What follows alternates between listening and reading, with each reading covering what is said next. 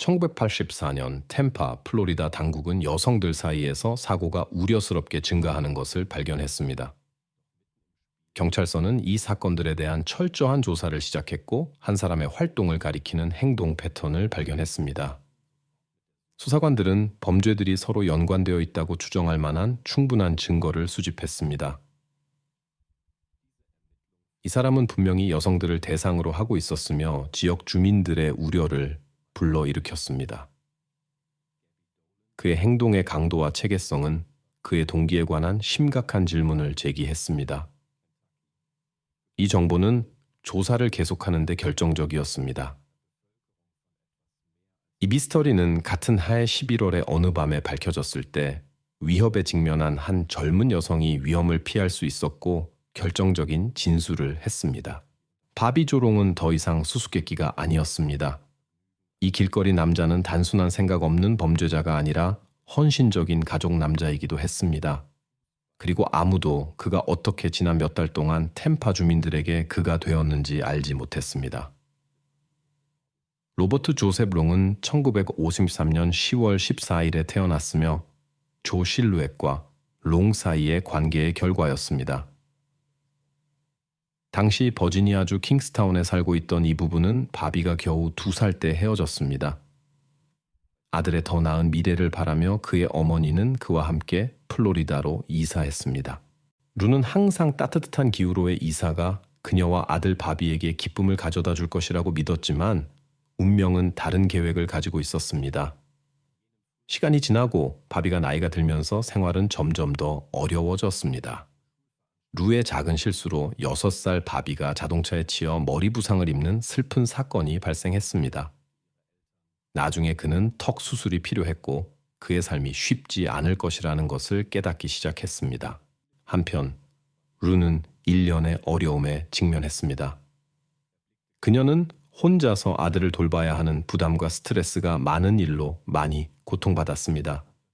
재정적 어려움으로 인해 그녀는 종종 가벼운 옷을 입어야 하는 배에서 일을 해야 했습니다. 매력적이었던 루는 손님들의 관심을 끌었습니다. 이것을 알아차리고 이해할 만큼 충분히 나이가 든 바비는 어머니의 새로운 직업으로 고통받았습니다. 시간이 지남에 따라 루는 다양한 남자들을 집으로 초대하기 시작했고 이는 바비에게 일상이 되었습니다. 그는 어머니의 생활 방식에 깊이 실망했고 이는 그의 내면의 투쟁을 악화시켰습니다. 바비는 예측할 수 없는 반응 때문에 동급생들과의 교류를 피하기 시작했고 그것은 그들을 두렵게 했습니다. 바비가 11살이 되었을 때 그의 몸이 변하기 시작했고 이는 주변의 관심을 끌었습니다. 그는 넓은 셔츠를 입어 자라나는 가슴을 숨기려고 했습니다. 그럼에도 불구하고 또래들은 곧 변화를 알아차리고 소년을 놀리기 시작했습니다. 이를 알게 된 그의 어머니 루는 그를 의사에게 데려갔고 바비가 피터 증후군을 가지고 있다는 것이 밝혀졌습니다. 그녀의 가족 여러 구성원이 영향을 받은 유전병입니다. 이는 그의 몸이 에스트로겐을 과잉 생산하여 여성 특징 발달로 이어지는 이유를 설명했습니다. 바비의 어린 시절은 흐려졌고 그의 고통을 완화하기 위해 그는 가슴 축소 수술을 받았습니다. 신체적 개선에도 불구하고 그의 기분은 그가 14세의 신디 브라운을 만날 때까지 침울한 상태로 남아 있었습니다. 그들의 10대 사랑은 강했고 그의 어려움을 이해한 신디는 그의 진정한 영혼을 보았습니다. 그녀의 곁에서 바비는 진실하고 사랑스러움을 느꼈고 이는 그가 조화를 찾는 데 도움이 되었습니다. 17세에 새 삶을 시작하고 불쾌한 기억을 뒤로하고자 한 바비는 군대에 입대했습니다. 군대에서 그는 또래들 사이에서 두각을 나타냈지만 완전한 행복에는 충분하지 않았습니다. 그는 더 나은 삶을 추구하며 한 걸음씩 나아가기로 결정했습니다. 조용한 저녁에 개비 가족은 축구 경기를 즐기기 위해 학교 경기장에 왔습니다. 그러나 경기 도중 어른들은 갑자기 개비가 더 이상 그들과 함께 있지 않다는 것을 알아차렸습니다. 그들은 즉시 수색을 시작했고 곧 이 수색은 경찰과 함께 완전한 조사로 발전했습니다. 이 조사는 곧 전체 지역사회를 놀라게 한 예상치 못한 충격적인 발견으로 이어졌습니다.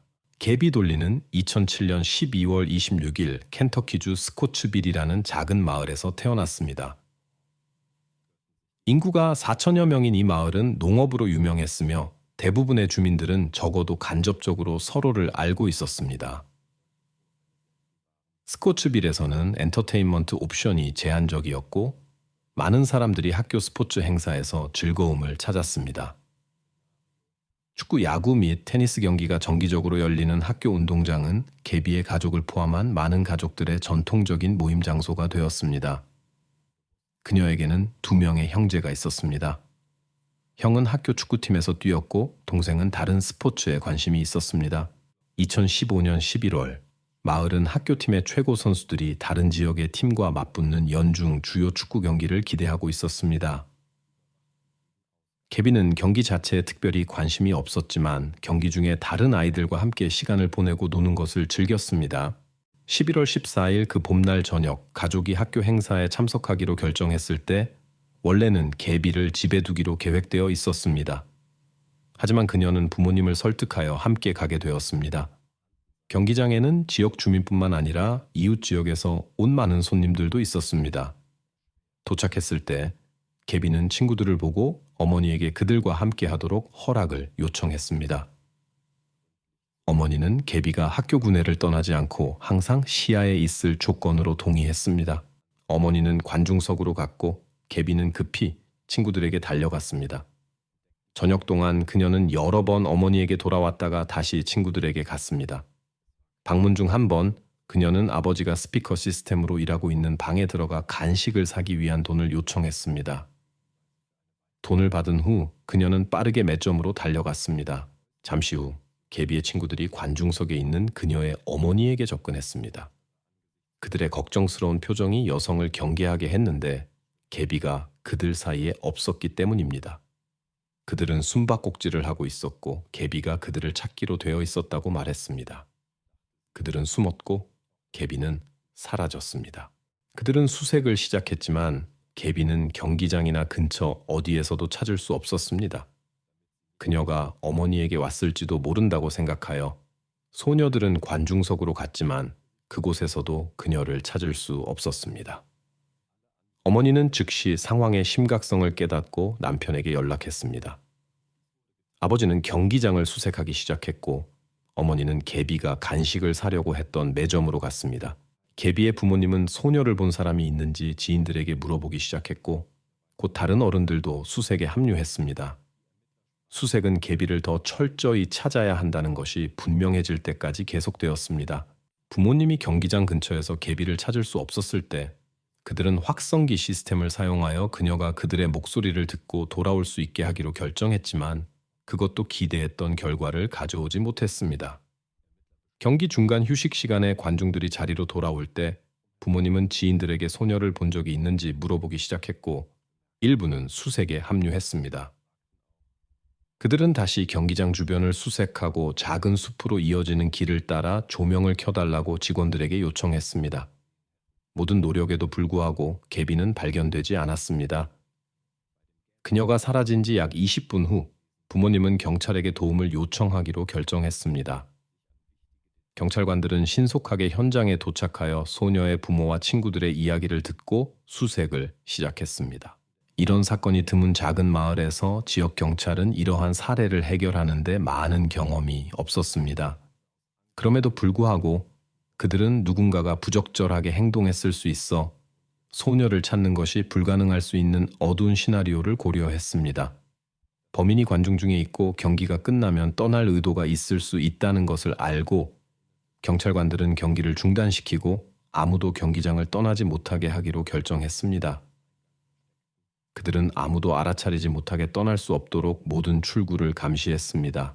경찰관들은 패닉을 일으키지 않고 수색을 방해하지 않기 위해 참석자들에게 경기 중단의 이유를 밝히지 않기로 결정했습니다. 관중들이 중단의 이유가 그들 중에 있을 수 있는 잠재적인 방해자의 존재라는 것을 알게 되었다면 이는 혼란을 야기하고 상황을 복잡하게 만들었을 것입니다. 학교에 도착한 후 주 경찰은 인접 지역을 철저히 조사하기 시작했습니다. 그들은 야구장에 도달했고 인접한 숲으로 계속 나아갔습니다. 나무들을 지나친 후 그들은 중요한 단서가 발견된 작은 가을을 발견했습니다. 중요한 것이 발견되었다는 것이 명확했고 전문가들이 추가 조사를 위해 단서를 수집할 수 있도록 구급차가 호출되었습니다. 외부 검사는 조사관들에게 일어난 일에 대한 통찰력을 제공했으며 특히 목에 있는 비정상적인 표시와 누락된 의류 항목으로 인해 경찰관들은 생각에 잠겼습니다. 개비의 어머니가 숲 가장자리에서 구급차를 보았을 때 그녀는 딸이 발견되었고 도움이 필요하다고 생각했습니다. 그녀는 그곳으로 달려갔지만 어려운 상황에 직면하지 않도록 경찰관들에 의해 저지되었습니다. 상황의 심각성을 고려하여 경찰은 경기장에 있는 모든 사람들을 학교 체육관으로 대피시키기로 결정했습니다. 이는 범인이 그들 중에 있을 수 있다고 가정하여 사건에 관련될 수 있는 사람을 찾아내는 과정을 가속화하기 위해 이루어졌습니다. 조사관들은 개비의 부모와 대화하며 사건의 추정 상황에 대해 알리고 최근에 특이하거나 의심스러운 것을 알아차렸는지 물었습니다. 그러나 부모님은 의심스러운 것을 알아차리지 못했기 때문에 도움을 줄 수 없다고 확신했습니다.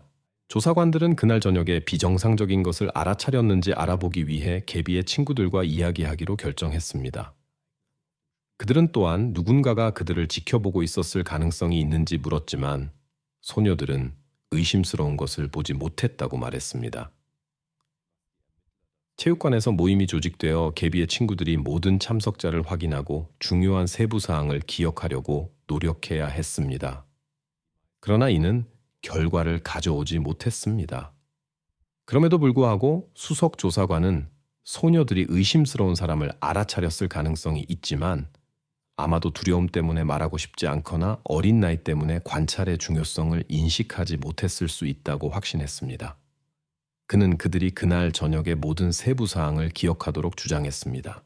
마침내 친구 중 한 명이 입구 근처의 화장실에서 개비로부터 숨었을 때 한 남자를 봤다는 것을 기억했습니다. 그녀는 그의 외모의 한 가지 세부 사항만 기억할 수 있었습니다. 청바지, 재킷입니다.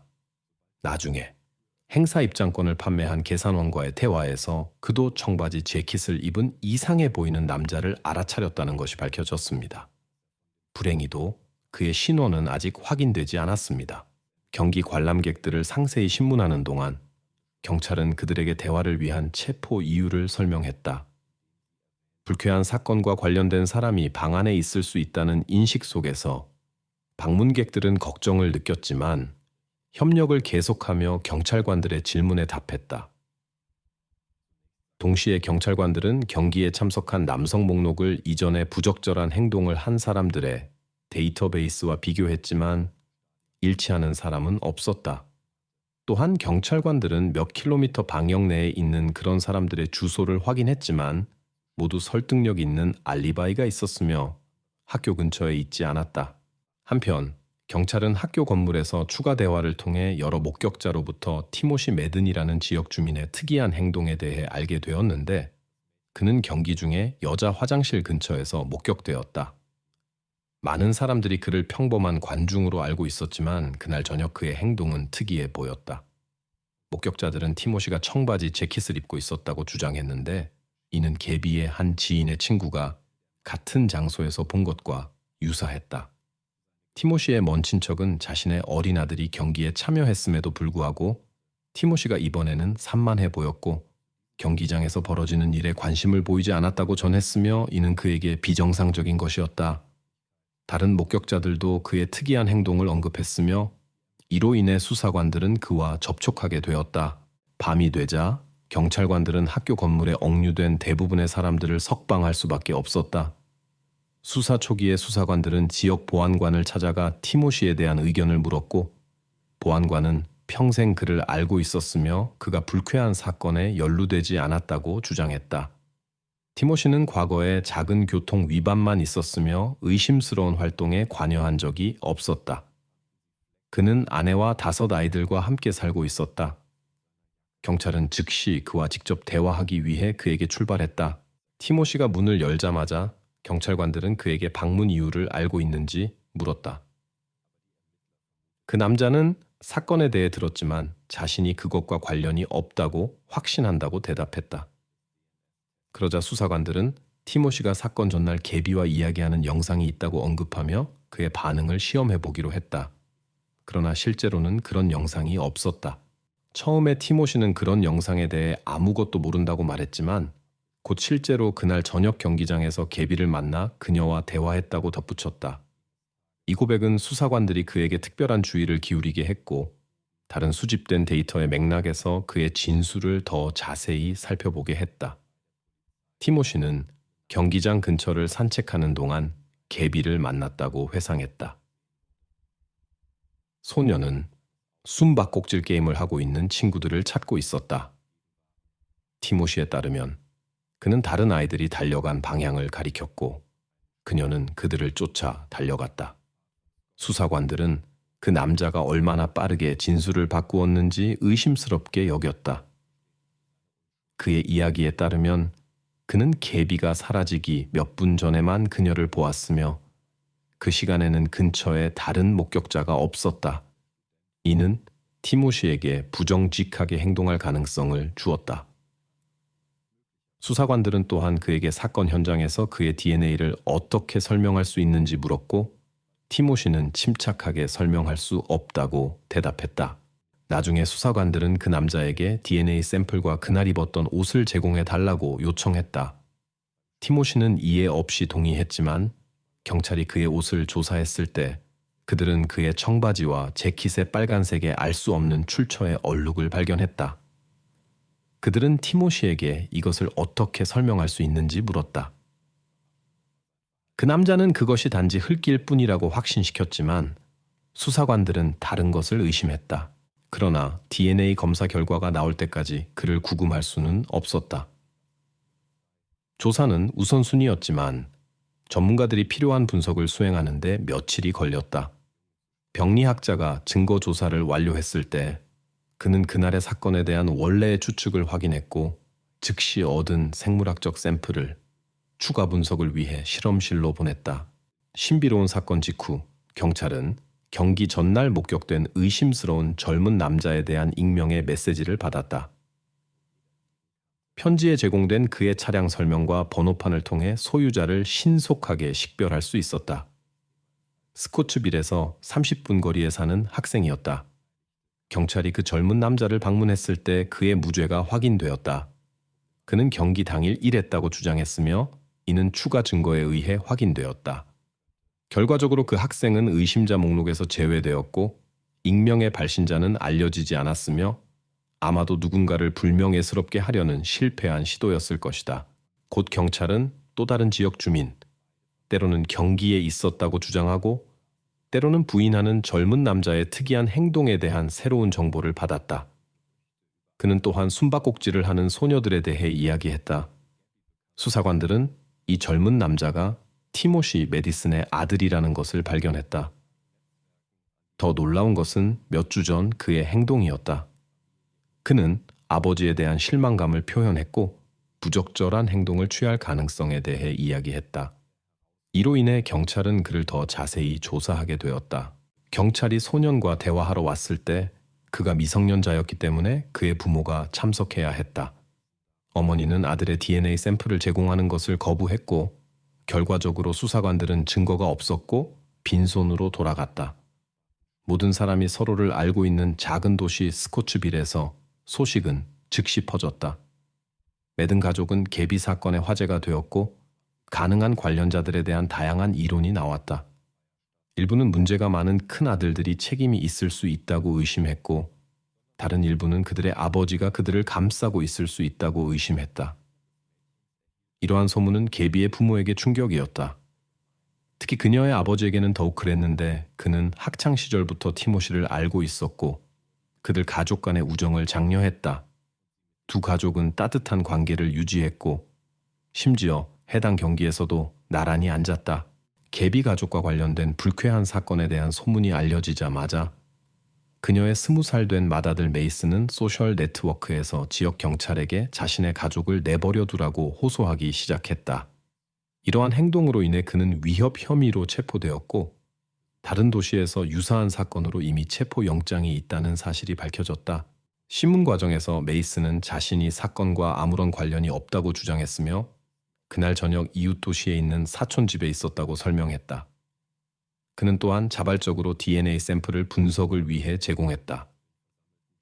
사건 발생 후 6일째인 11월 20일, 스코츠빌에서는 이 도시뿐만 아니라 인근 지역에서도 수백 명의 사람들이 모인 추모식이 열렸다.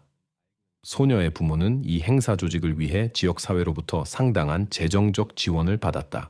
그 사이 실험실에서는 DNA 분석을 완료하고 사건 현장에서 발견된 샘플과 대조했다. 결과는 DNA가 티모시 매든과 일치한다는 것을 보여주었다. 또한 그의 옷에 있던 얼룩들은 이제 논리적인 설명이 되었는데 그가 처음에는 단지 흙이라고 주장했음에도 불구하고 이 발견이 알려지자 수사관들은 조용히 부모에게 조사 결과를 알리기 위해 추모식에 참석했다. 동시에 다른 경찰 그룹은 티모시를 체포하기 위해 그의 집으로 향했다. 경찰서에서 이송되는 동안 티모시는 모인 기자들 앞에서 자신의 무죄를 주장하며 자신의 옷에 있는 얼룩은 단지 자신의 정원에 있는 울타리에 자신의 손이 우연히 걸려 발생한 것이라고 주장했다. DNA 일치 확인 후 사건은 법정에 회부되었으며 검찰은 최대한의 형벌을 요구할 의향이었다. 재판 준비 중 티모시의 변호사는 의뢰인의 무죄를 주장하며 결정적 증거의 출처에 의문을 제기했다. 그는 티모시가 사건 당시 경기장에 있었으며 스포츠 행사를 촬영하고 있었다고 주장했다. 변호사는 또한 증거가 물에서 발견되었지만 티모시의 옷은 건조한 상태로 남아 있었다고 지적했다. 집에 돌아온 후 그의 어머니는 아들이 깨끗한 옷을 입고 도착했으며 차분히 행동했고 의심을 사지 않았다고 확인했다. 그러나 검찰은 티모시의 DNA가 증거에서 발견되었다는 점을 강조하며 이 주장을 반박했으며 이는 그들의 견해로는 그의 사건 연루에 대한 의심의 여지가 없게 만들었다. 경찰은 티모시가 행사 중에 경기장을 떠나 우연히 친구들을 찾고 있던 개비를 만났을 것이라고 추측했다. 소녀가 티모시를 알고 있었기 때문에 그녀는 그에게 친구들이 어디로 갔는지 물었을 수 있고 티모시는 그녀에게 함께 가자고 제안했을 수 있다. 수사관들에 따르면 사람들이 없는 곳에서 사건이 발생했을 수 있으며 그 후 티모시는 경기장으로 돌아왔을 것이다. 재판 시작까지의 대기 시간은 길었고 개비의 가족에게 큰 실망을 안겼다. 긴 협상 끝에 2019년에 검찰은 티모시의 유죄 인정을 대가로 최고 형벌을 종신형으로 대체하는 제안을 했다. 개비의 가족은 끝없는 재판 대기에 지쳐 지속적인 법정 심리와 과거의 힘든 순간들을 재경험하는 부담을 덜기 위해 이 타협에 동의했다. 자신의 무죄를 계속 확신하던 티모시는 결국 사건의 세부 내용을 밝히지 않으면서 조건에 동의했다. 이 결과는 가해자로부터 완전한 자백을 원했던 개비의 친척들을 만족시키지 못했다.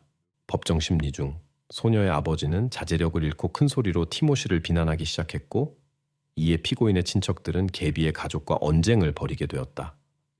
판사는 임시로 재판을 중단하고 다투는 당사자들을 분리해야 했다. 결국 티모시는 조기 석방 가능성 없이 종신형을 선고받았고 고보안 교도소로 이송되었다.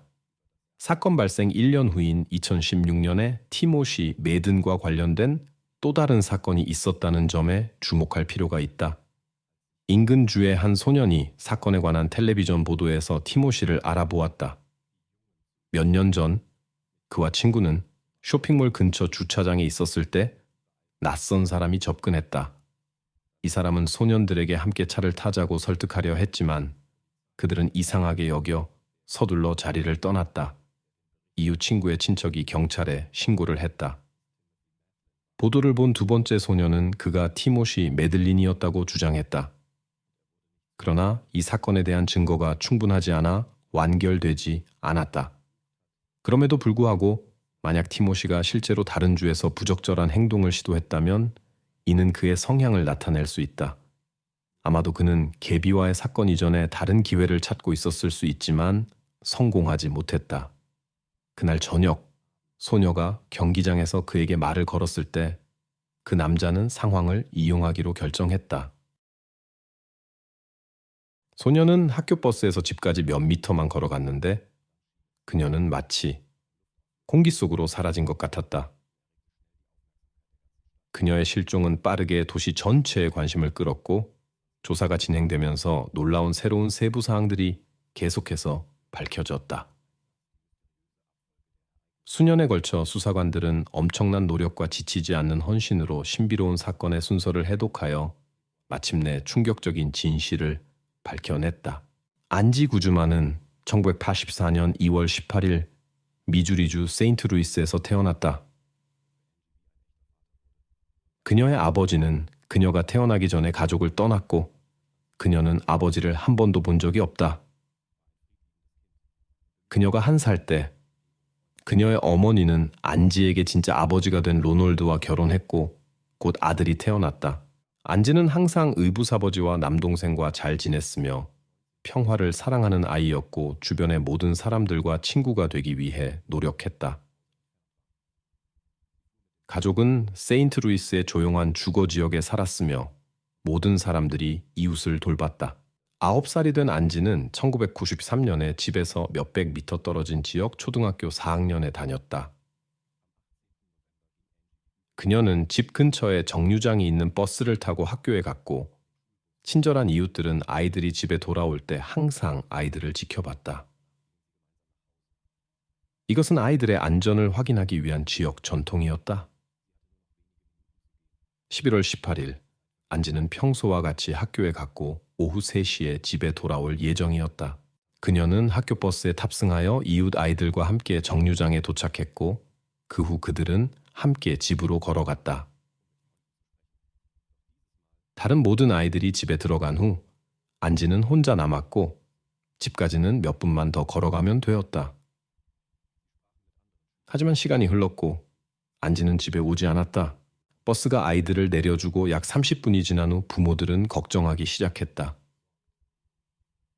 보통 안지는 친구들과 이야기하기 위해 잠시 머물렀지만 이번에는 지연이 비정상적으로 길었다. 안지의 어머니와 의붓아버지는 정류장에서 집까지의 경로를 확인하기로 결정했다. 그들은 소녀가 함께 도착하여 집으로 향했다고 확인한 다른 학생들과 이야기했다. 부모들은 점점 더 걱정했다. 그들은 보통 아이들을 지켜보던 이웃들에게 연락했지만 이번에는 여성들이 바빠서 특이한 점을 알아차리지 못했다.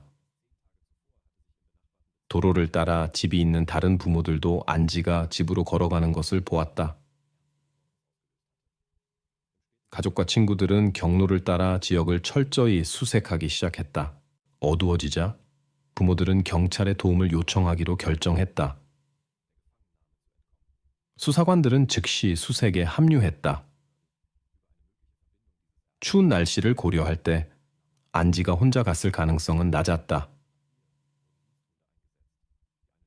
경찰은 여러 가능성을 고려했는데 불과 10일 전 인근 지역에서 다른 소녀와 유사한 사건이 발생했으나 다행히 좋은 결말을 맺었지만 심각한 우려를 불러일으켰다. 2022년 3월 말, 한 젊은 여성이 학교 버스에서 내린 직후 낯선 사람이 그녀를 납치하려고 시도했다. 위협에도 불구하고 그녀는 납치해서 탈출할 수 있었다. 이 사건은 법집행기관이 이 사건과 안지라는 소녀의 실종 사이에 가능한 연결고리를 고려하게 했다. 그녀를 찾는 과정에서 경찰견이 동원되었고 그들은 버스 정류장에서 흔적을 발견하여 흔적이 갑자기 끝나는 지점까지 따라갔는데 이는 안지가 채 태워져 멀리 갔을 가능성을 시사한다. 수색 첫날 열화상 카메라가 장착된 헬리콥터를 사용하여 주변 지역을 확인했음에도 소녀의 위치에 대한 단서는 발견되지 않았다. 다음 날 아침, 경찰은 지역 언론에 연락했고 실종자 소식은 빠르게 퍼졌다. 이날 하루만 300건 이상의 전화가 걸려와 들어오는 정보를 처리하기 위해 20명 이상의 추가 경찰관이 필요했다. 수사는 안지의 의붓아버지에게도 확대되었는데 그는 어떤 관련도 부인하고 자신의 무죄를 증명하기 위해 어떤 검사도 받겠다고 제안했다. 소녀와 연락을 유지하지 않고 멀리서 관찰되던 친부의 행동도 경찰의 관심을 끌었고, 이는 조사에 새로운 전환을 가져와 진행 중인 수사 맥락에서 그에 대한 관심을 높였다. 경찰은 3월에 한 주민이 파란색 세단을 타고 천천히 지역을 돌아다니는 것이 목격된 후 안지의 실종에 대한 조사 노력을 강화했다. 이 사람은 실종 10일 전 의심스러운 상황에서 목격되었다. 사건 전날 알리바이가 있다는 그의 주장에도 불구하고 FBI와 지역 당국은 그의 몽타주를 만들어 주민들에게 배포했다. 수천 장의 전단지 배포와 전국적인 보도에도 불구하고 이 남자를 식별하지 못했다. 이는 대중의 관심과 많은 제보를 불러일으켰지만 경찰을 해결책에 더 가깝게 하지는 못했다. 안지혜 선생님은 그녀가 실종되기 직전에 삼촌과 함께하는 자연 여행에 대해 이야기했다고 전했다. 한편 증가한 대중의 관심은 안지의 집 전화를 통해 자신의 환상을 공유하기 시작한 영매들을 끌어들였다. 그중 한 명은 그녀가 살아있으며 집에서 40km 떨어진 국립공원에 숨어 있다고 주장했다. 그러나 수사관들은 더 구체적인 단서에 집중하며 이러한 진술을 무시했다. 과정을 가속화하기 위해 안지의 위치에 대한 정보에 $10,000의 보상금이 걸렸고, 이는 더 많은 제보로 이어졌다. 그녀가 언급했던 소위 여행에 대해 그녀의 부모가 아무것도 몰랐다는 것은 이상했다. 안지는 그녀를 데려간 누군가를 알고 있었을 것이라고 추측되었다. 그녀가 실종된 지 9일 후 한 사냥꾼이 국립공원의 숲에서 불안한 발견을 하고 즉시 경찰에 알렸다. 현장에서 임시 은신처의 흔적이 발견되었고, 그 옆에는 젊은 여성의 이름이 적힌 노트북을 포함한 개인 물건들이 놓여 있었다. 이 사건은 상당한 대중과 언론의 관심을 끌었다. 안지는 그녀의 복지에 대한 심각한 우려를 일으키고 그녀의 상황의 심각성을 확인하는 상태로 발견되었다. 경찰은 또한 젊은 여성이 최근에 은신처에 있었음을 나타내는 증거를 발견했다. 은신처 물건에 있는 지문은 사건이 곧 해결될 것이라는 희망을 주었다. 발견된 물건들의 상태로 인해 전문가들은 안지가 발견되기 직전까지 은신처에 있었다고 결론지었다. 2022년 3월 말 데이터베이스에서 다른 유사한 사례들과 실종을 연결하려는 시도가 실패한 후 경찰은 한 주택에서 발견된 것 이후 조사에 대한 노력을 2배로 늘렸다. 도시 주민들은 더 조심스러워졌고 아이들을 더 면밀히 관찰하기 시작했다. 조사가 시작된 지 며칠 후 대중의 우려가 커졌다. 10월 초 케이시라는 소녀가 첫 번째 실종 신고 장소에서 16km 떨어진 도시에서 사라졌다. 케이시는 집에서 몇백 미터 떨어진 곳에 사는 친구들을 만나러 갔지만 그곳에 도착하지 못했다. 10일 후 케이시는 세인트루이스에서 발견되었다. 그녀는 분홍색 커튼으로 덮여 있었지만 무슨 일이 일어났는지에 대한 세부 사항은 불분명했다. 단서를 찾기 위한 집중적인 수색에도 불구하고 경찰은 이 사건과 도시의 다른 사건들 사이의 연결에 대한 명확한 결론을 내릴 수 없었다. 같은 달에 경찰은 케이시가 사라지기 며칠 전에 다른 젊은 여성을 괴롭히려고 시도한 사람을 체포했다. 처음에는 같은 사람일 것이라고 추측되었지만 상황의 차이점으로 인해 범죄가 다른 사람들에 의해 저질러졌을 가능성이 있었다. 2022년 3월 말 37세의 게리라는 남자는 비즈니스를 위해 세인트루이스를 자주 방문했다. 두 실종 사건을 조사하는 과정에서 수사관들은 그를 가능한 용의자로 고려했지만 그는 사건 당시 도시에 없었다는 확실한 알리바이를 가지고 있었다. 그러나 조사가 계속되면서 게리가 다른 4명의 사람들에게 부적절하게 행동했다는 것이 밝혀졌고 이는 결국 그가 5년 구금형을 선고받게 되었다. 다음 해 2월 경찰은 새로운 발견을 했다. 그들은 케이시의 유해를 발견했다. 근처에서 차량 흔적이 발견되었고 전문가들은 나중에 이를 렌탈 회사에서 자주 사용하는 픽업 트럭과 연결시켰다. 수사관들은 픽업 트럭이 발견된 지역의 주민들을 질문하기 시작했다. 한 여성은 이웃집 근처에서 그런 차량을 봤다고 보고했다. 실종 후 약 일주일 후 경찰은 이 집을 방문했다. 그곳에 살던 여성은 파트너와 남동생과 함께 살고 있었는데 그들 중 누구도 그런 픽업 트럭을 렌트하지 않았고 이 사건에 관여하지 않았다고 주장했다. 하지만 경찰은 그녀의 말을 믿지 않고 수색 영장을 발부받았고 수색 중 지하실에서 K씨와 연관된 흔적과 사건과 관련된 물건들을 발견했다. 추가 조사 과정에서 남동생이 픽업 트럭을 렌트했다는 것이 밝혀졌고 그는 체포되었다. 처음에 그는 모든 것을 부인했지만 강력한 증거가 제시된 후 남자는 자신의 행동을 인정했다. 그는 K씨가 자발적으로 그에게 왔다고 설명했는데 그의 조카를 산책에 초대하기 위해서였다. 집에서 그는 지하실로 내려가자고 제안했고 거기서 그는 유튜브에서 말할 수 없는 어떤 일을 시도했지만 그녀가 소리를 질렀다. 생긴 혼란 속에서 그는 실수로 그녀를 밀었고 그녀는 불행하게 넘어졌으며 그 후 그는 그녀를 시트로 덮었다. 토마스는 일하러 갔고 돌아왔을 때 그의 누이가 지하실에서 우려스러운 것을 봤다고 알려주었다. 그녀는 세부 사항을 알고 싶지 않다며 모든 것을 빨리 처리해달라고 요청했다. 도시에서 실종된 소녀를 집중적으로 찾고 있었고 토마스는 그녀를 운반하는 것을 두려워했기 때문에 그녀는 일주일 동안 지하실에 머물렀다. 상황이 진정되자마자 그는 트럭을 렌트하여 그녀를 세인트루이스로 운반하고 그곳에 남겨두었다. 결국 남자는 가능한 가장 엄격한 형벌을 받았지만 몇 년 후 구금 중 질병으로 사망했다. 안지 사건에서 그는 모든 죄를 부인했고 수사관들은 범죄들이 서로 연결되지 않았다고 결론지었다. 수사는 몇 개월 동안 정체되었다. 경찰은 여전히 제보를 받았지만 그 수는 줄어들고 있었다. 안지 살해 사건 몇 년 후 금전적 보상 제한 기간이 만료되면서 수사관들은 공공 지원의 감소를 우려했다. 그러나 예상치 못한 전환이 있었다. 지역 사업가가 안지 사건에 대한 정보에 대한 보상으로 $25만 기부했는데 이는 당시 가장 중요한 금액 중 하나였다. 그리고 실제로 수사관들은 더 많은 정보를 받기 시작했다. 2001년까지 모든 단서는 막다른 골목에 도달했지만 교도소에서 예상치 못한 전화가 오면서 상황이 갑자기 변했다. 재소자 코리 폭스는 자신이 안지 9주 만의 실종을 포함한 1년의 실종에 관여했다고 주장했다. 수사관들은 즉시 세부 정보를 알아내기 위해 그에게 출발했다. 폭스는 자신과 공범이 안지를 버려진 건물로 유인하여 거기에 숨었다고 주장했다.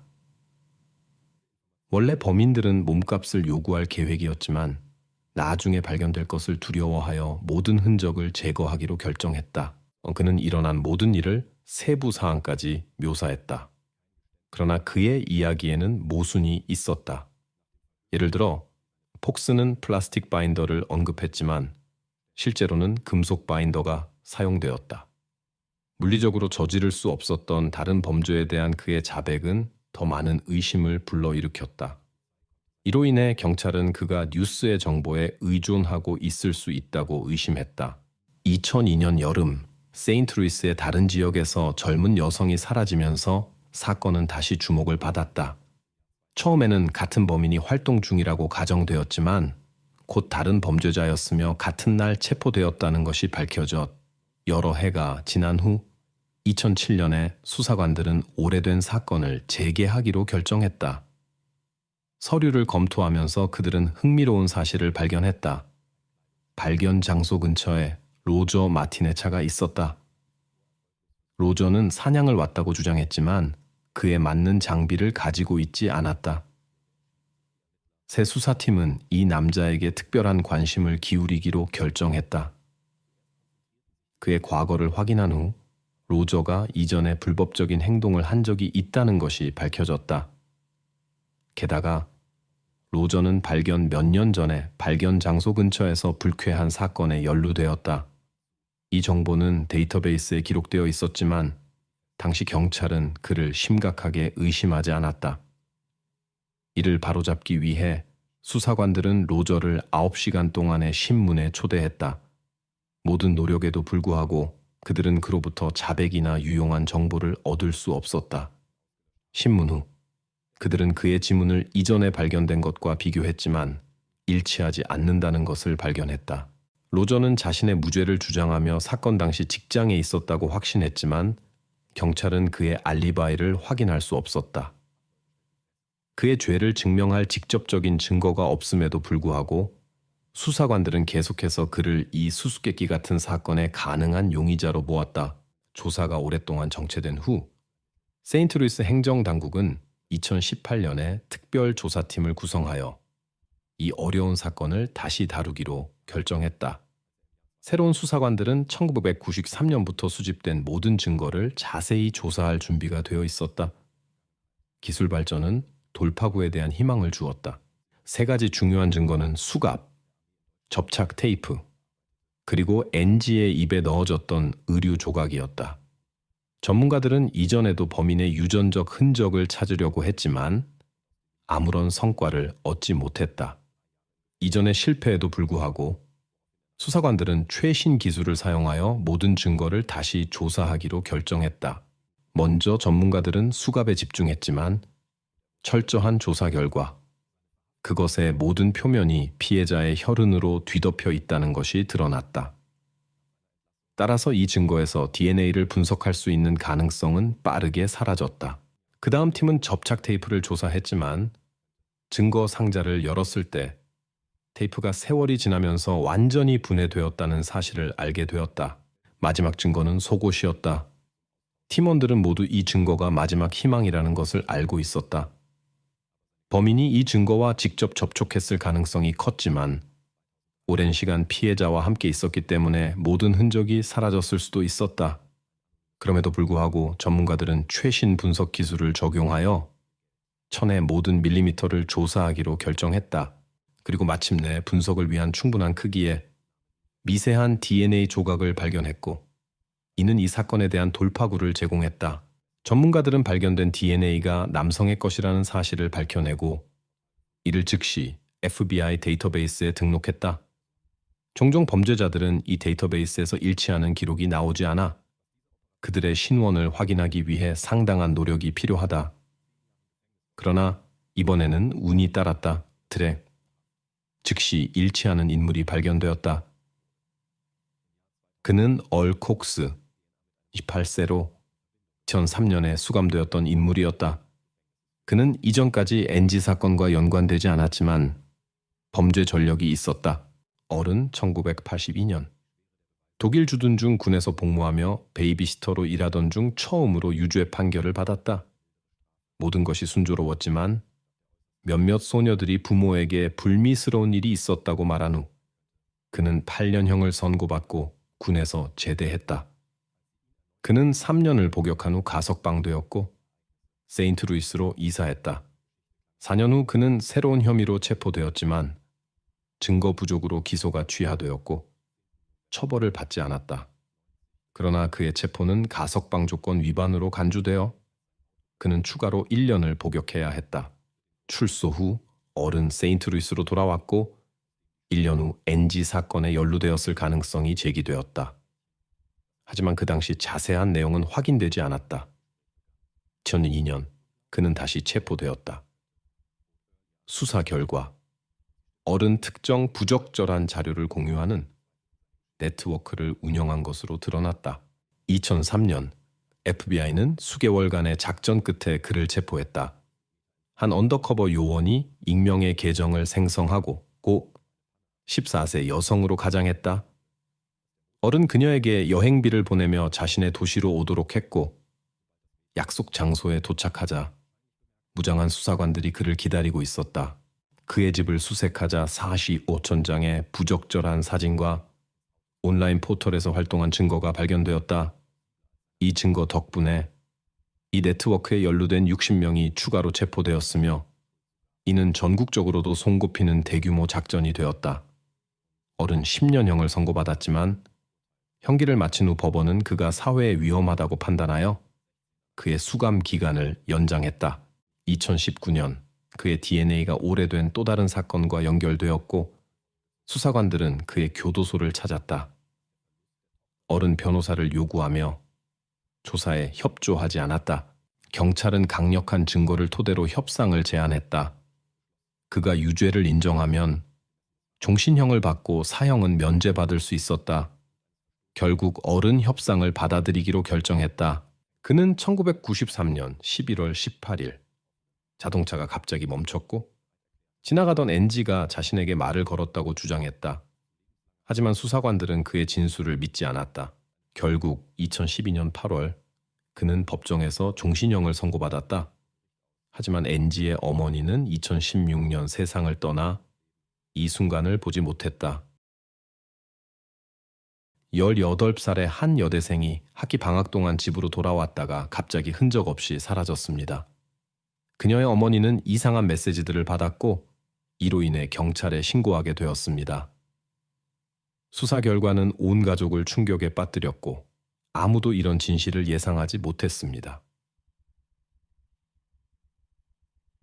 안젤리카 허드슨은 1996년 8월 9일 노퍽의 조용한 교회에서 태어났습니다. 그녀가 태어난 직후 가족은 2명의 여동생이 더해졌습니다. 하지만 2005년까지 그녀의 부모는 이혼했고 모든 딸들은 어머니와 함께 살게 되었습니다. 5년 후 그녀의 어머니는 재혼했고 안젤리카는 또 다른 여동생을 얻었습니다. 그래서 그녀에게는 3명의 여동생이 있었고 그녀는 그들 모두를 따뜻하고 세심하게 돌보았습니다. 고향에서 학교를 졸업한 후 안젤리카는 집에서 차로 3시간 거리에 있는 파스 대학교에 진학했습니다. 그녀는 대학의 2 스포츠팀에서 활발히 활동했고 일반적인 것보다 1년 일찍 졸업하기 위해 학업을 가속화할 계획이었습니다. 바쁜 일정에도 불구하고 그녀는 항상 노퍽으로 돌아와 부모님과 자매들을 방문하며 가족과 시간을 보낼 시간을 만들었습니다. 2015년 3월 18살이 된 안젤리카는 봄 방학을 부모님 집에서 보내기로 결정했습니다. 며칠 동안 그녀는 가족과 함께 시간을 보내며 집의 따뜻한 분위기를 즐겼습니다. 3월 2일 아침, 그녀의 어머니는 평소처럼 아침 일과를 하며 어린 딸들을 학교에 보내고 출근했고 안젤리카를 집에 혼자 두었습니다. 어머니가 직장에서 돌아왔을 때 안젤리카는 갑자기 사라져 있었습니다. 모든 것이 마치 그녀가 서둘러 나간 것처럼 보였습니다. 뒷문이 잠겨 있지 않았고 그녀가 좋아하는 음악이 스피커에서 들리고 있었으며 그녀의 개인 물품들이 부분적으로 급하게 짐이 쌓여 있었습니다. 그녀의 어머니는 이것이 이상하게 느껴졌는데 그들은 보통 서로의 계획을 공유했기 때문입니다. 하지만 이날은 안젤리카로부터 단 하나의 메시지도 오지 않았고 이는 걱정의 원인이 되었습니다. 안젤리카의 어머니는 딸의 위치를 알아내기 위해 직접 메시지를 보내기로 결정했습니다. 안젤리카는 친구들과 함께 있다고 대답했지만 장소나 귀가 시간에 대한 자세한 내용은 언급하지 않았습니다. 메시지를 주고받는 동안 어머니는 안젤리카의 글쓰기 스타일이 변했다는 것을 알아챘습니다. 평소에 안젤리카는 열정적이고 상세하게 글을 썼지만 이번에는 답장이 짧고 모호했습니다.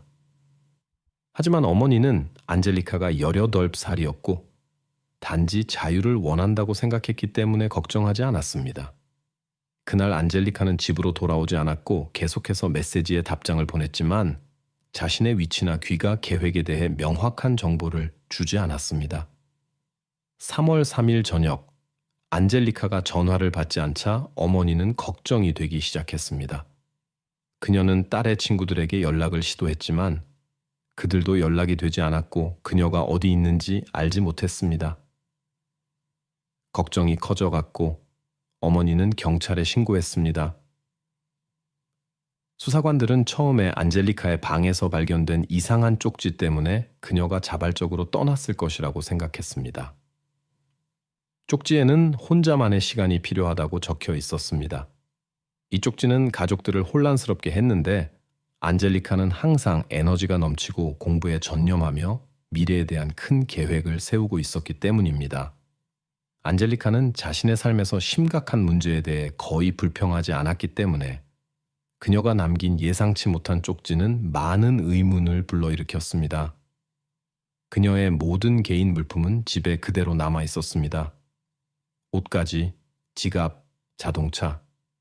이는 그녀가 자발적으로 떠났을 것이라는 추측과 모순되었습니다. 하지만 다른 것을 증명할 수 있는 증거는 없었습니다. 그녀의 실종 며칠 후에 수사의 전환점이 찾아왔습니다.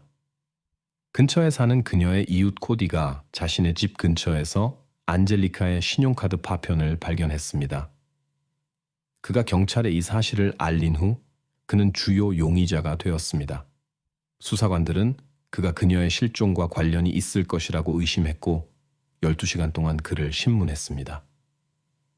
이 수사에서 코디는 실종과의 어떤 연관성도 끈질기게 부인했지만 경찰은 그를 용의선상에서 배제할 의사가 없었고 안젤리카의 친척들은 그의 관련성을 확신했습니다.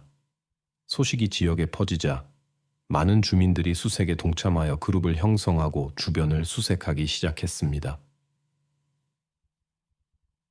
상황은 코디와 안젤리카가 한때 같은 학교를 다녔고 심지어 데이트를 했었다는 사실이 알려지면서 더욱 복잡해졌습니다.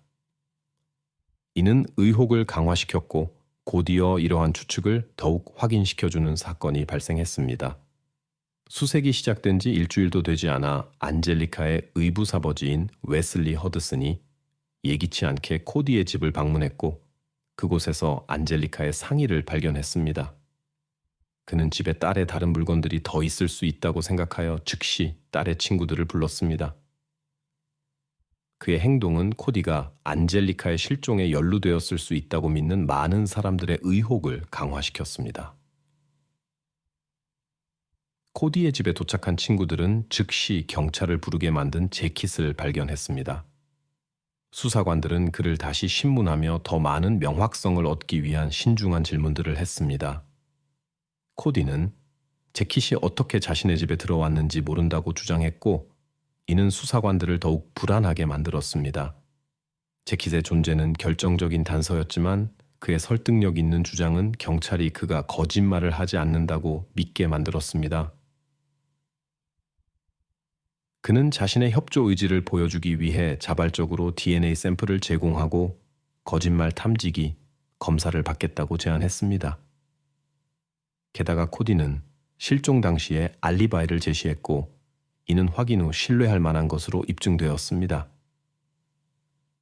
수사관들은 재킷을 발견한 코디의 친구들과 이야기를 나누기로 결정했고 그들로부터 소녀의 의부사버지가 제보를 했다는 사실을 알게 되었습니다. 수집된 정보들은 수사관들로 하여금 재킷이 의도적으로 놓여졌을 수 있다고 의심하게 만들었습니다. 웨슬리를 움직이는 동기가 무엇인지에 대한 의문이 계속 제기되었습니다. 그가 관계를 맺었던 여성의 실종과 관련이 있을 것이라는 추측이 있었습니다. 수사 과정에서 경찰은 그의 과거를 철저히 조사했고 웨슬리가 다양한 범죄로 10번이 넘게 기소되었다는 사실을 발견했습니다. 많은 혐의는 입증되지 않았지만 그는 자주 경미한 절도와 특정 물질의 불법 소지로 체포되었습니다. 2005년에는 그가 자신의 아내를 며칠 동안 감금했다는 혐의가 제기되었지만 그의 죄를 입증할 명확한 증거가 없었고 그는 중형을 선고받지 않았습니다. 웨슬리는 평생 동안 여러 차례 교도소에 수감되었으며 그의 총 수감 기간은 수년에 달했습니다. 수사관들이 사건 자료를 조사한 후 그들은 안젤리카가 실종되기 몇 주 전에 그녀의 어머니가 웨슬리의 약물 중독 문제로 인해 그를 집에서 내쫓았다는 사실을 알아냈습니다. 그 이후로 그는 호텔에서 살았습니다. 이러한 모든 상황들이 그를 중요한 용의자로 만들었습니다. 신문에서 그는 자신의 딸의 실종과는 아무런 관련이 없으며 오히려 그녀를 찾기 위해 모든 노력을 다했다고 설명했습니다. 그들은 그에게 언제 마지막으로 안젤리카를 봤는지 물었습니다. 웨슬리는 그녀가 실종된 날 전곳쯤 주유소에서 그녀를 봤다고 말했습니다. 웨슬리는 동료들에게 딸의 재정 문제를 도와주기 위해 몇 시간 동안 일을 비워야 한다고 알렸습니다. 그는 정오쯤 돌아왔고 매우 동요된 상태였습니다. 그날 수사관들은 웨슬리가 목격되었다고 주장한 주유소의 감시 카메라 영상을 확인했지만 그의 진술을 확인할 수 없었습니다. 그는 운전하던 중 우연히 주유소에서 안젤리카를 만났다고 말했습니다. 이 진술은 의문을 제기했는데 안젤리카의 차가 집에 주차되어 있었고 그녀가 왜 주유소에 갔어야 했는지가 불분명했기 때문입니다. 웨슬리는 또한 자신의 휴대폰으로 집 경보 시스템 알림을 받아 확인하러 갔다고 직장을 비운 것을 설명했지만 경찰은 이를 확인할 수 없었습니다. 이러한 세부 사항들은 그의 이야기와 맞지 않았습니다. 동료들은 웨슬리가 실제로 몇백 달러를 요청한 딸을 만나기 위해 직장을 떠났다는 것을 확인해 주었습니다. 만남 이후 그들은 각자의 길로 갔지만 그의 설명의 불일치와 주유소에서의 만남에 대한 증거 부족은 수사관들에게 많은 의문을 남겼습니다. 경찰이 수색 영장을 받은 후 그들은 웨슬리가 최근 몇 주 동안 살았던 호텔 방에 들어갔습니다. 내부에서 그들은 몇 가지 예상치 못한 물건들을 발견했습니다. 예를 들어 그는 총기와 많은 탄약을 보관하고 있었습니다. 그의 전과로 인해 그는 법적으로 무기를 소지할 수 없었기 때문에 체포되었습니다. 하지만 방에서 그의 딸 안젤리카의 실종과 관련된 흔적은 발견되지 않았습니다. 결국 웨슬리는 불법 무기 소지, 무단 침입, 증거 방해 혐의로 기소되었습니다. 혐의에도 불구하고 웨슬리는 계속해서 안젤리카의 실종과 관련이 없다고 강조했으며 적극적으로 그녀를 찾아다녔습니다. 마침내 법원은 그에게 20년의 징역형을 선고했습니다. 한편 수사관들은 실종된 젊은 여성을 찾기 위한 수색을 계속했습니다. 웨슬리의 차량은 조사를 위해 압수되었고 삽, 테이프, 그리고 검은 장갑이 발견되었습니다. 차량에 설치된 내비게이션 시스템이 특별한 관심을 끌었고 철저한 조사를 위해 전문가들에게 보내졌습니다. 수사관들은 안젤리카가 실종된 후 웨슬리의 이동 경로를 추적하기 위해 데이터를 분석했습니다. 3월 4일에 그가 노폴크에서 90km 떨어진 도시로 운전해 갔다는 사실이 밝혀졌습니다. 그의 차량은 20분 동안 한 거리에 주차되어 있었고 그 후 웨슬리는 직장으로 돌아갔습니다. 4월 9일 수사관들은 이 장소를 방문했고 차량이 외딴 지역에 버려진 건물에 주차되어 있었다는 것을 발견했습니다.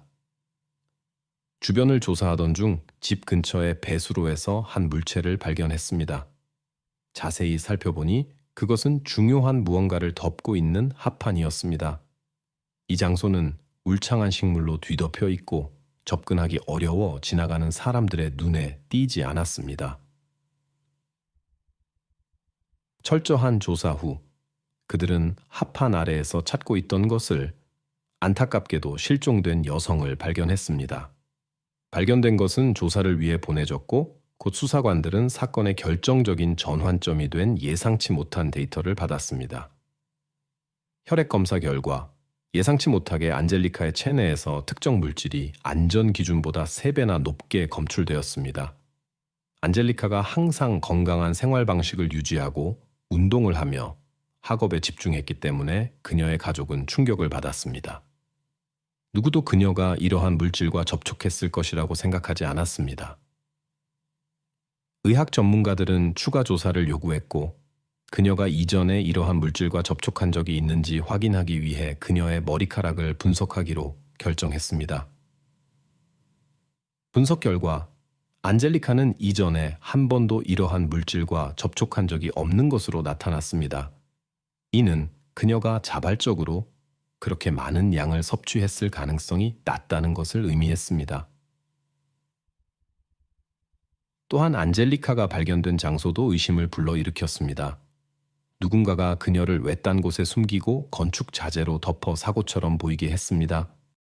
경찰은 이미 구금된 웨슬리를 다시 신문했습니다. 그들은 먼저 그의 업무용 차량이 어떻게 안젤리카가 발견된 집 근처에 있을 수 있었는지 물었습니다. 웨슬리의 답변은 수사관들의 의심을 불러일으켰습니다. 그는 이전에 자신 외에는 아무도 차량에 접근할 수도 없다고 말했음에도 불구하고 누군가가 자신도 모르게 차를 사용했을 수 있다고 주장했습니다. 웨슬리는 누군가가 자신의 차에서 내비게이션을 가져가서 해당 집으로 운전한 후 다시 가져다 놓았을 수 있다고 추측했습니다. 같은 시기에 경찰은 이 집으로 가는 길의 도로 카메라 영상을 분석했습니다. 그들은 웨슬리가 그날 실제로 자신의 업무용 차량으로 도시에 있었다는 것을 확인하는 여러 장의 사진을 확보할 수 있었습니다. 모든 증거가 그 남자가 범죄에 연루되었음을 가리켰지만 법원은 그를 기소하기 위해 추가 증거가 필요했습니다. 수사관들은 수년간 이 사건을 조사하며 결정적인 증거를 찾기 위해 노력했습니다. 마침내 2018년 말 웨슬리는 안젤리카에 대한 범죄 혐의로 기소되었습니다. 재판은 2022년 1월에 시작되었습니다. 기소장에 따르면 웨슬리는 3월 2일 오후에 안젤리카가 살던 집에 그녀를 납치하러 왔습니다. 수사에 따르면 그는 그녀를 데려간 후 위험한 물질을 과다 투여하여 사고로 위장하려 했습니다. 수많은 신문에서 수사관들은 그 남자가 의심을 피하기 위해 얼마나 신중하게 답변을 구성하는지 주목했습니다. 재판에서 검찰은 그들의 사건 버전을 뒷받침하는 증인 진술을 제시했습니다. 그들은 한 남자가 안젤리카의 비극으로 이어진 물질을 판매했다고 고발했습니다. 수사 중 경찰은 거리에서 안젤리카의 휴대폰을 발견했습니다. 그녀의 기기의 위치 데이터는 웨슬리의 전화기 정보와 동기화되었습니다. 그녀가 실종된 이후 두 전화기는 안젤리카의 어머니에게 메시지가 전송된 시점을 포함하여 동일한 장소에서 기록되었습니다. 이는 웨슬리가 소녀의 전화기를 가져가서 그녀의 어머니에게 딸이 괜찮다고 속이려 했음을 시사했습니다.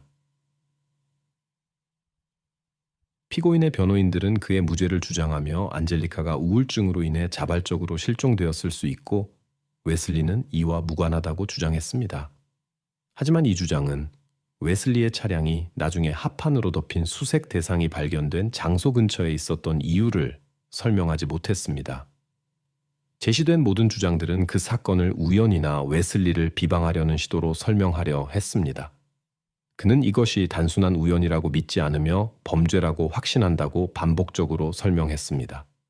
하지만 법정에서 그는 갑자기 자신의 의견을 바꾸었습니다. 배심원들은 판결을 내리는데 1시간도 걸리지 않았습니다. 웨슬리는 유죄 판결을 받았고 종신형을 선고받았습니다. 그는 판결에 항소하겠다고 발표했고 이론적으로 사건 재검토에 대한 좋은 기회가 있습니다. 여러분이 이해하시듯이 그의 관여를 입증할 직접적인 증거는 발견되지 않았기 때문입니다.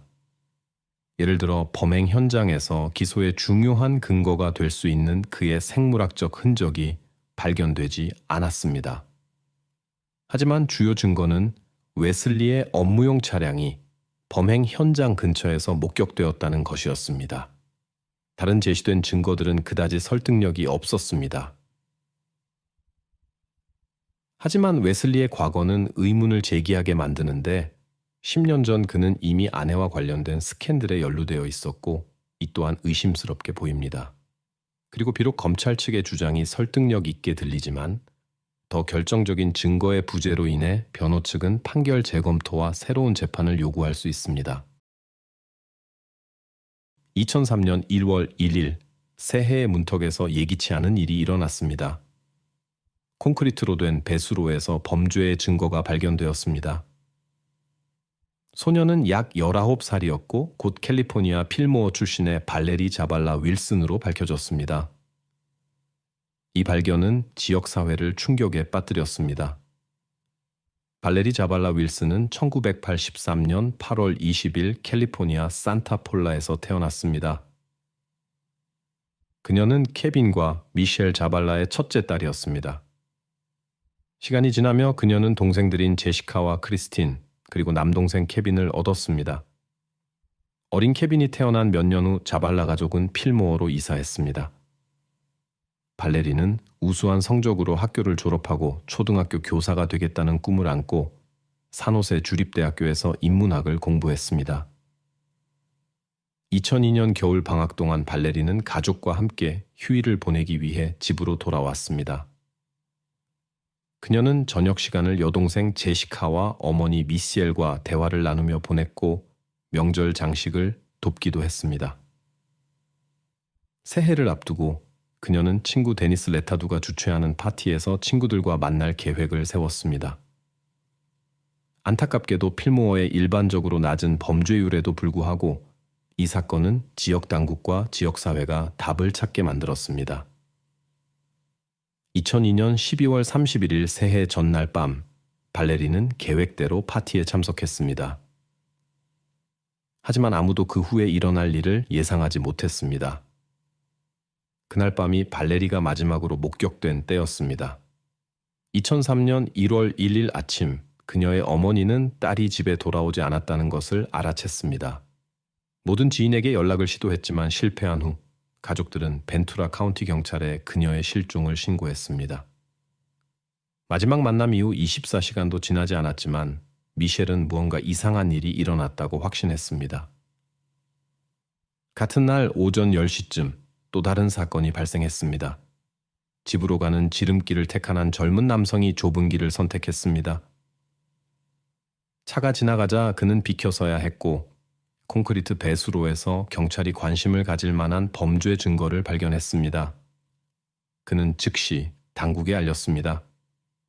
수사관들이 도착했을 때 그들의 우려는 현실이 되었습니다. 발레리 자발라임이 밝혀졌습니다. 발레리가 발견된 상황은 불안감을 자아냈고 그녀가 겪었을 일을 짐작하게 했습니다. 이 사건은 벤투라 카운티 경찰의 멜리사 스미스와 빌 아유브 수사관 그리고 호세 리베라 경찰서장의 지휘 아래 수사가 진행되었습니다. 사고 현장에서는 새롭고 깔끔한 흔적들이 발견되었고 수사관들은 이 사건이 새해 전날 밤에 일어났다고 추측했습니다. 소녀의 깔끔한 외모, 깨끗한 손톱과 머리카락이 이를 뒷받침했습니다. 전체 지역에는 사건의 흔적들이 남아 있었습니다. 겉옷은 제자리에 있었지만 속옷은 사라졌습니다. 게다가 은폐에 사용된 사이프러스 나뭇가지들이 발견되었는데 이 지역에는 사이프러스가 자라지 않아 이상한 점이었습니다. 이러한 시도에도 불구하고 수사관들은 몇 가지 중요한 증거를 찾을 수 있었습니다. 수사관들은 몇 시간 전에 실종 신고를 한 발레리의 가족에게 무거운 소식을 전하러 갔습니다. 이 소식은 큰 슬픔으로 받아들여졌고 특히 미셸은 이를 깊이 느꼈습니다. 흔적이 발견된 직후 수사가 시작되었고 시간을 낭비하지 않았습니다. 자발라 가족의 감정 상태가 안정되자 정보 수집이 시작되었습니다. 가족들은 발레리가 8시 30분경 친구 애나와 사촌 로버트와 함께 새해 파티에 갔다고 보고했습니다. 이것이 가족이 그녀를 마지막으로 본 순간이었습니다. 하지만 2003년 1월 1일 새벽 1시경 그녀는 집에 전화를 걸어 술에 취한 두 친구를 차로 데려다주고 곧 돌아올 것이라고 어머니에게 알렸습니다. 약간의 걱정에도 불구하고 발레리의 부모는 딸이 친구들과 함께 있어 시간 가는 줄 모르고 곧 돌아올 것이라 믿으며 잠자리에 들기로 했습니다. 또한 수사관들은 발레리의 아버지 케빈을 신문한 후 소녀에게 해를 끼치고 싶어 했을 만한 사람이 있는지 알아내려 했습니다.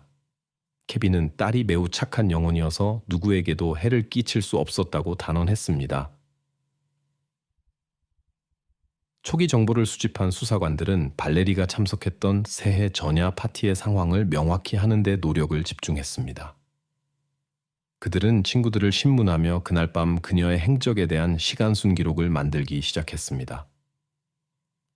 그들은 먼저 데니스에게 연락했고 그 다음 앤에게 연락했는데 애나는 2002년 12월 31일 밤 10시 30분경 발레리와 로버트와 함께 파티에 도착했다고 전했습니다. 파티는 전형적으로 진행되었습니다. 음료, 음식, 춤, 음악. 애나는 과음한 후 발레리에게 집에 데려다 달라고 부탁했습니다. 필모어 학교 학생이자 발레리의 언니 제시카의 그 부인 세뮤얼 푸에블로, 친구들 사이에서는 세미로 알려진도 집에 데려다 달라고 부탁했습니다. 소녀는 동의했고 세 사람은 발레리가 어머니에게 전화를 걸어 계획을 알린 직후인 새벽 1시 30분경 파티장을 떠났습니다. 애나는 많이 취했음에도 불구하고 발레리가 자신을 내려주고 세미와 함께 떠난 것을 기억할 수 있었습니다. 그녀는 소녀가 세미를 내려주고 아침에 차를 돌려받은 후 전 남자친구 아이작 플로레스를 만날 계획이라고 말했습니다. 1월 1일 아침, 안나는 그녀의 차가 집으로 돌아오지 않았다는 것을 발견했습니다. 수사관들은 즉시 검은색 사도어 도요타 코롤라를 찾는 것을 목표로 삼았습니다. 차량에는 결정적인 증거가 있을 수 있었기 때문입니다.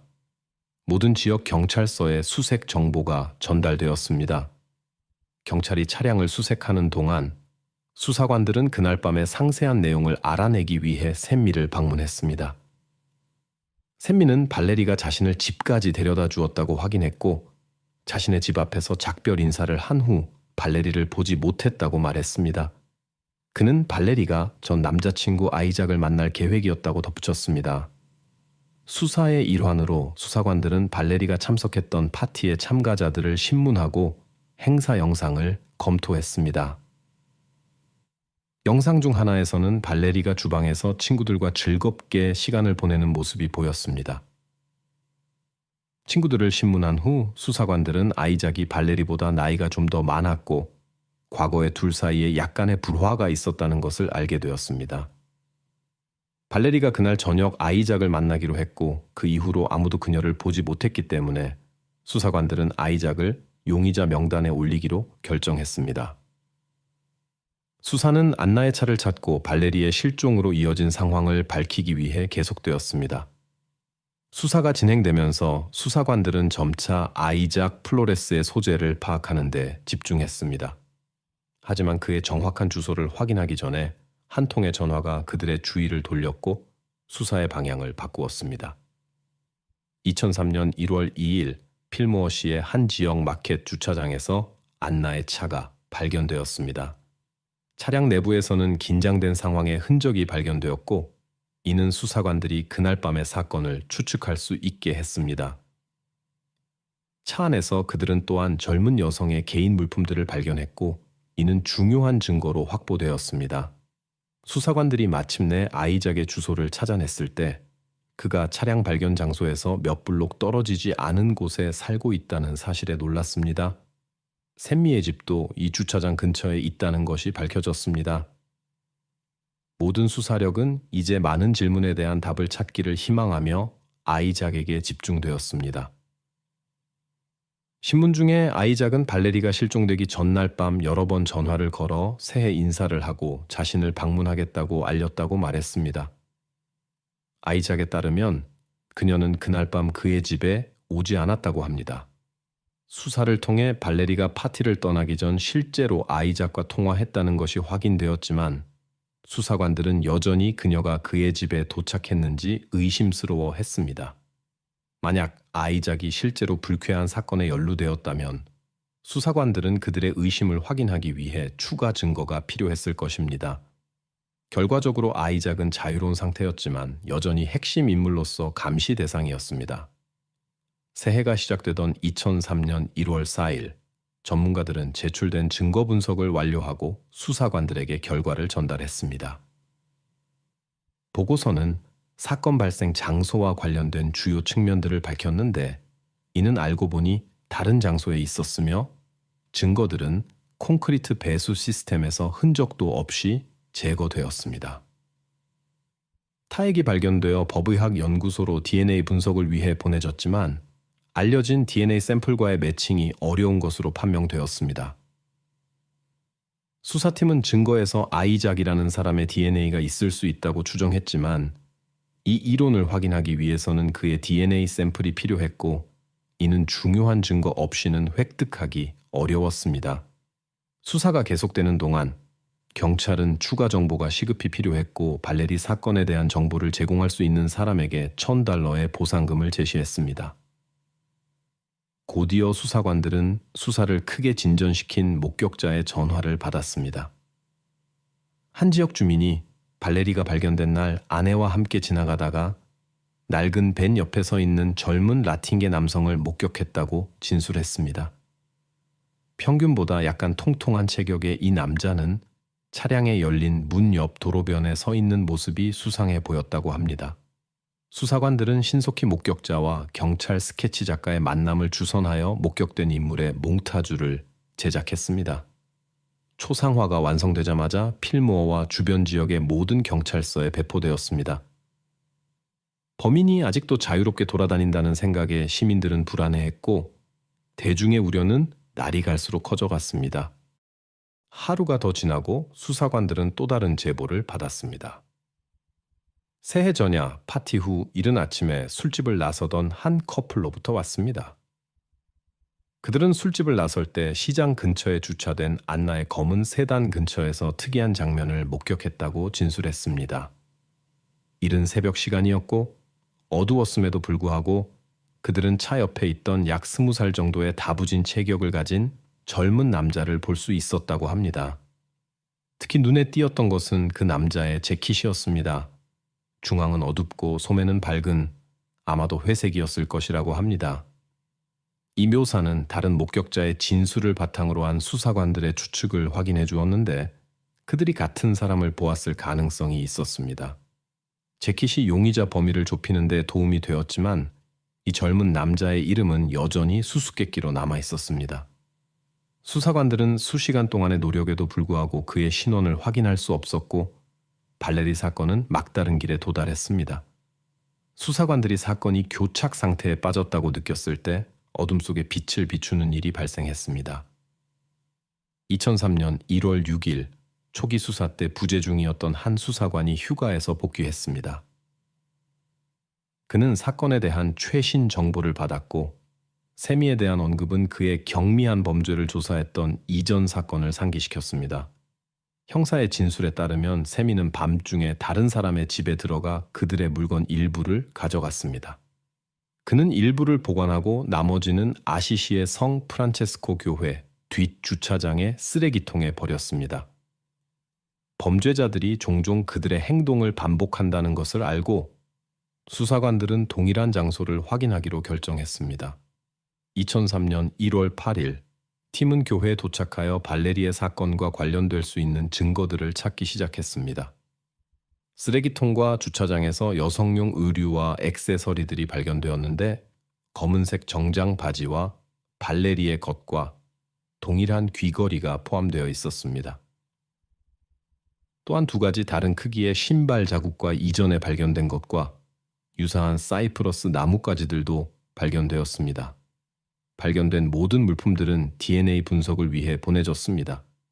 처음에는 아이작이 의심을 받았지만 점점 더 많은 증거들이 세미의 사건 연루 가능성을 가리켰습니다. 다음 날 아침, 수사관들은 세미의 집을 다시 방문하여 추가 신문을 진행했습니다.